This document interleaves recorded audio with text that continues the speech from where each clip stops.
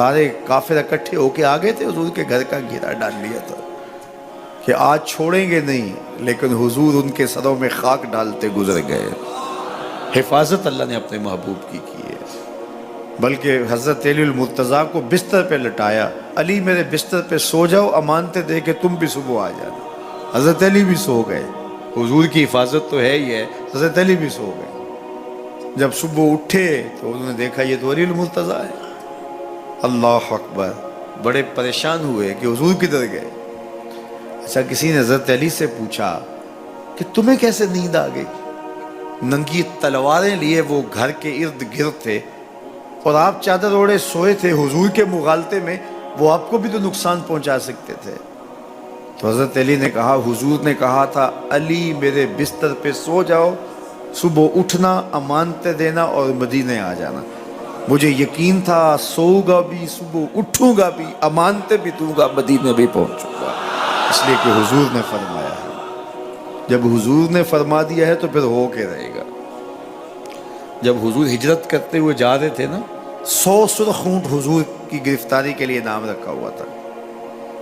سراقہ بن مالک یہ حضور کو گرفتار کرنے کے لیے آگے بڑھا اور اس کی لالچ یہ تھی کہ اتنا بڑا انعام ہے، مجھے مل جائے گا، لیکن اس کی سواری گھٹنوں تک دنس جاتی ہے، معذرت کرتا ہے، پھر ارادہ بدلتا ہے، پھر یہی ہوتا ہے۔ تیسری مرتبہ بھی جب ایسا ہوا تو سمجھ گیا کہ یہ تو میرے بس کا روگ نہیں ہے۔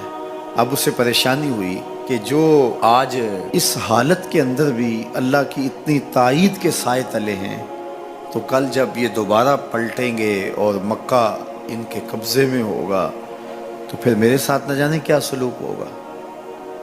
تو کہا کہ حضور مجھے امان لکھ دیجئے۔ تو حضور نے کیا فرمایا، سراقہ تو مجھے گرفتار کرنا چاہ رہا ہے، میں تیرے ہاتھ میں کسریٰ کے کنگن دیکھ رہا، میں تیرے ہاتھ میں کسریٰ کے، اس وقت کی سپر طاقت تھی کسریٰ، تو فرمایا میں تیرے ہاتھوں میں کسریٰ کے کنگن دیکھ رہا ہوں۔ تو حضور سے انہوں نے باقاعدہ امان لکھوا لی۔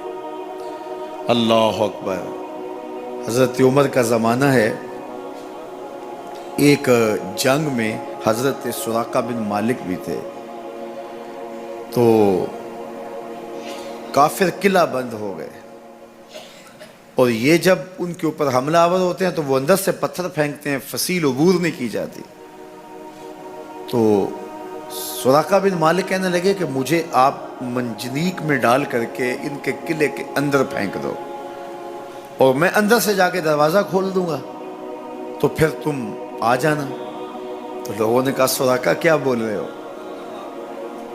وہ بڑی غلیل کی طرح منجنیق ہوتی ہے، کہا اس میں ڈال کے تجھے پھینکیں گے، جب تو گرے گا تیری ہڈیاں باقی نہیں بچیں گی، پھر وہ تلواریں لیے کھڑے ہیں تجھے زندہ چھوڑیں گے۔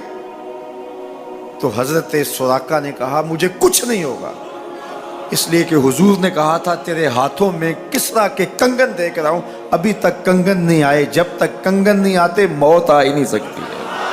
یہ یقین تھا ان کا، یہ اذعان تھا ان کا۔ تو حضور کی حفاظت اللہ نے اپنے ذمہ کرم پہ لی ہے۔ سوال یہ ہے کہ باقی بھی اللہ کے سچے نبی ہیں، ان کی حفاظت اللہ نے اپنے ذمہ کرم پہ کیوں نہیں لی، اور حضور کی حفاظت اپنے ذمہ کرم پہ کیوں لی؟ باقی بھی کتابیں اللہ کی سچی منزل من اللہ کتابیں ہیں، ان میں تحریف رات آ گئی، لیکن قرآن مجید کی حفاظت اللہ نے اپنے ذمہ کرم پہ لی۔ کیوں؟ تو اس کا جواب یہ ہے کہ اگر کوئی نبی شہید ہو جاتا ہے تو نیا نبی آنے والا ہے، اس کی جگہ کو پر کر دے گا۔ اگر کسی کتاب میں تحریف رات آ جاتی ہے تو کوئی بات نہیں، نئی کتاب نازل ہونے والی ہے۔ حضور کی حفاظت اس لیے کی کہ اگر حضور بھی شہید کر دیے جاتے ہیں تو پھر حضور کے بعد تو کوئی نبی آنے والا نہیں ہے، اور کتاب اللہ کے اندر اگر تحریف کر دی جاتی ہے فَبِأَيِّ حَدِيثٍ بَعْدَهُ يُؤْمِنُونَ، تو قرآن کے بعد تو کوئی اور نسخہ نور نازل ہی نہیں ہونے والا، تو لوگ ہدایت، روشنی اور اجالا کہاں سے لیں گے؟ اس لیے اس کتاب کو بھی باقی رکھا گیا اور مصطفیٰ کی بھی حفاظت فرمائی گئی۔ حضور کے آنے کے بعد اتمام دین ہو گیا. انا خاتم النبیین لا نبی بعدی، میں آخری نبی ہوں، میرے بعد کوئی نبی نہیں ہوگا. اور میں نے عرض کیا 100 آیات قرآنیہ، 210 احادیث اور صحابہ، تابعین، ائمہ اور بزرگوں کے ہزارہ اقوال اس میں موجود ہیں. سبحان الذی اسری بعبدہ، جس نے اپنے بندے کو سیر کرائی. من المسجد الحرام الی المسجد الاقصی، اللہ اکبر، مسجد حرام سے مسجد اقصی تک. مسجد حرام سے اس سفر کا آغاز ہوا ہے. ام ہانی کے گھر میں حضور استراحت کر رہے تھے، دروازہ اندر سے بند کیا ہوا تھا اور جبریل امین کو حکم ہوتا ہے میرے محبوب کو سر عرش لے کے آؤ. تو جبریل حاضر خدمت ہوئے تو دروازہ بند پایا، عرض گزار ہوئے مالک کیا کروں؟ کہا کہ تو نے دروازے کو دستک نہیں دینے کہ میرا محبوب تیرے لیے اٹھ کے دروازہ کھولے. اللہ اکبر. تو مالک کیا کروں؟ کہا چھت سے سوراخ کرو. اور جبریل نے چھت سے سوراخ کیا اور وہاں سے سمٹ کے حضور کے قدموں میں آ بیٹھے. صحیح حدیث میں آتا ہے جبریل کے 600 نوری پر ہیں، ایک پر کھولے تو شرق سے لے کے غرب تک، شمال سے جنوب تک پھیل جائے.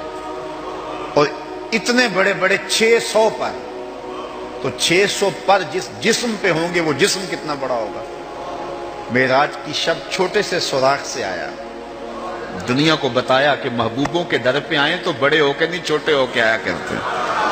تیرے ہندیاں سندیاں محبوبہ، اگر آپ کی توجہ ہو تو، تیرے ہندیاں سندیاں محبوبہ، میں کافر ہوا جے میں ہوا.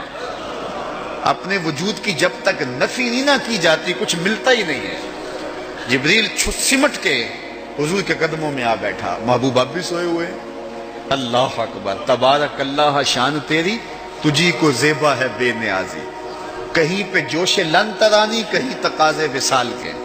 کوئی کوہ طور پہ جا کے کہہ رہا ہے رب ارنی انظر الیک، مالک دیکھنا چاہتا ہوں نقاب اٹھا دے. جواب ہوتا ہے نہیں نہیں تم نہیں دیکھ سکتے. اور ادھر محبوب سویا ہے، جبریل حاضر خدمت کھڑا ہے. محبوب اٹھو، رب انتظار کر رہا ہے. وہ جبریل قبل قدمہ، میرے محبوب کے قدم چوم لے. تو جبریل نے اپنے کافوری ہونٹ حضور کے قدموں پہ رکھ دیے. قبل تفعیل ہے، تفعیل کثرت ماخذ چاہتا ہے، یعنی اس کا معنی یہ نہیں کہ ایک بار چوم، اس کا معنی ہے بار بار چوم. تو جبریل حضور کے قدم چوم رہے ہیں. بشرط چادر تان کے ستا، نور چمے پیا تلیاں. بشرط چادر تان کے ستا، نور چمے پیا تلیاں.